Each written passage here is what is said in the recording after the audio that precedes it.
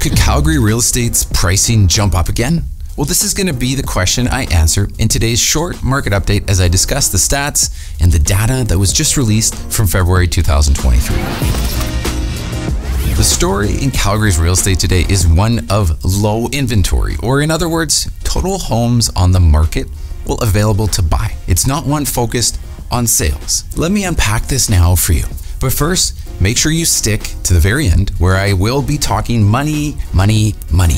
No update is complete without understanding what all this means in terms of our money. So, as a whole, our real estate market sits at the time of this recording with 2,750 homes for sale. Now, when we look at this graph, you can immediately see what this actually means.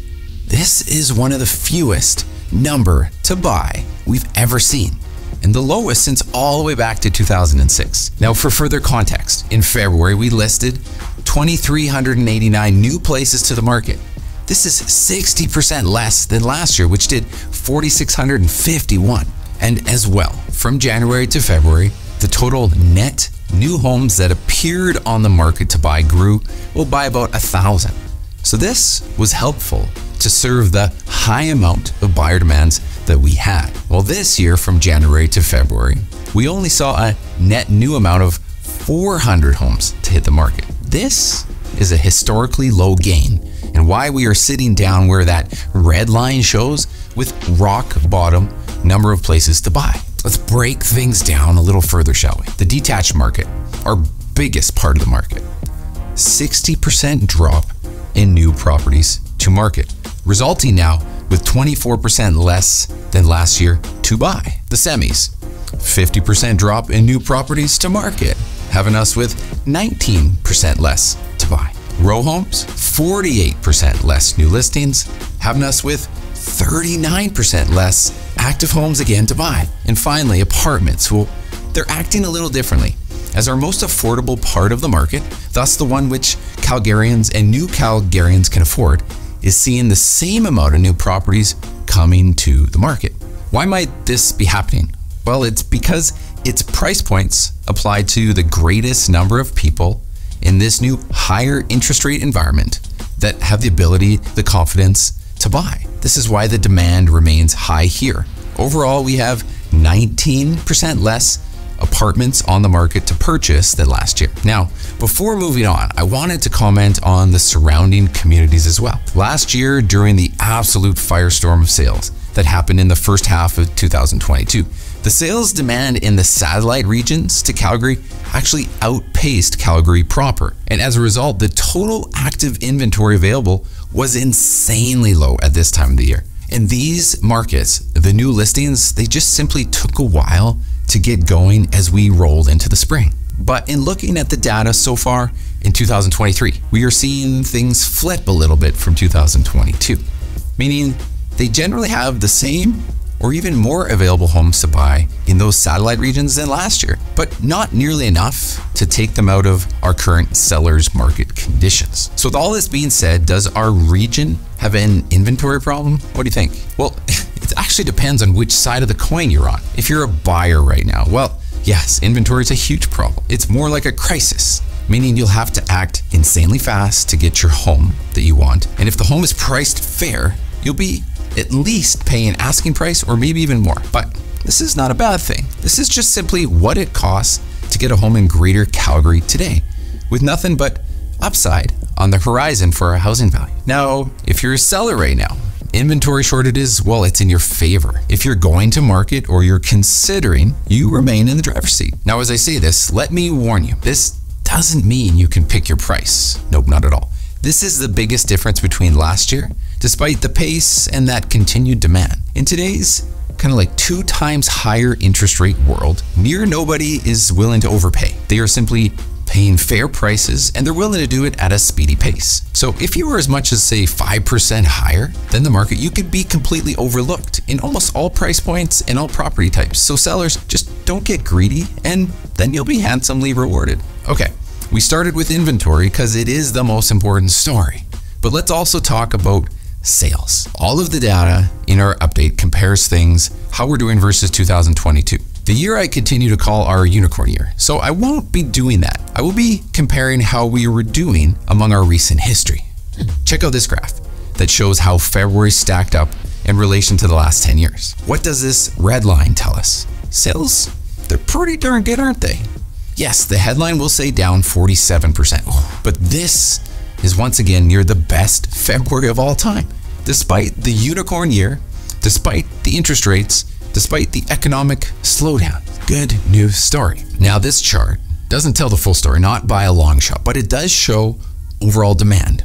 Well, isn't a problem here in the region. The story that continues to unfold is the adjustment and where the sales are focused on. Detached is still the highest volume of sales, yes, as it always is, but the percentage of sales has shifted greatly. 2022 in February was this: 50% of all sales detached, 17% apartment, 16% rows, and then 8% semi-detached. But now, in 2023 in February, we saw this: 46% detached, 28% apartment, 18% rows, and again, 8% semis. The big difference is the portion the lowest two priced property types are taking in terms of the whole market. Now 46% versus only a third before. That's a drastic shift towards affordable homes. Row homes and apartments are the star of our market, and expect this to continue all year long and then reshape those percentages continually. Now, one more thing about the sales summary is this. Check out this graph. What you will see is 80% of the share of sales have focused so far in February on Calgary proper. There has been a shift as well with this stat. As the months have gone on, we've seen the total sales in the surrounding communities reduce, and reduce. Personally, 80% market share for Calgary is as high as I've ever seen it. So, what does this mean? Well, as we've shifted to affordability, it's Calgary that has the largest amount of apartments, and row homes for sale. Now, historically, the satellite cities have been built out to give people more bang for the buck, i.e. more square footage for the dollar. So they have a larger percentage of single-family homes just within those communities. So since we have a push for affordable options, Calgary is just getting a larger and larger portion of the sales. So is this anything to worry about? No, not at all. It's keeping the single-family markets tight outside of Calgary, because Calgarians who seek that increased size and want to maintain that affordability, well, they're continuing to migrate and take residence in these regions too. Okay, let's now talk money, or in our terms, well, housing values. For the second month in a row, we've seen our benchmark sales price increase. Year to date, we're up about $12,000 across the board. In terms of percentages, that's a climb of about 2.5%. All of this in a year many were questioning and calling for what would be a crash. Remember that? Now let me be clear about this one thing though. This doesn't yet have us reclaiming the high that we hit in May of 2022 of 546,000. But since we are just coming into the spring market and already seeing this momentum building, it's not likely long before we do. But as we did before, let's again go a little deeper. If you can remember, in the early parts of the update, we painted a picture that the row home and the apartment segments are really what's driving this market. So you'd likely expect they're performing better in terms of their housing price growth. Well, and you'd be right. Apartments, year over year, are up on average of 11%. Some districts of the city as high as 19, and the lowest being 9. Monthly, they're seeing price growth on average of a whopping 3% month over month. Great news for the apartment owners in Calgary right now. Now, row homes, year over year, have seen a jump of 9% in its values and a month over month growth of 2.3%. Again, another amazing stat. Both of these property types are acting in contrary to my statement above about us not yet reclaiming our peak sales price. These two segments have now surpassed last year's top pricing, and there's no signs of slowing down. Now from here, it gets a little more modest as we talk about the single family and the semi-detached segments. They both sit with a year-over-year price growth of 2.5%, and they're still chasing last year's highs. Now, the price growth in our satellite regions is also happening in those similar ranges. Airdrie is actually flat year over year, no price growth. Cochrane, 2.5%, just like semis and detached in Calgary. Okotoks, just a bit more at 3.2. Again, since they aren't driven now by those apartment and the row home dominated sales growth, they aren't seeing the same year-over-year price growth figures. But if you can remember from my 2022 updates, those areas, they led the price growth last year. So all that's happening, well, is we have a new ringleader for the year.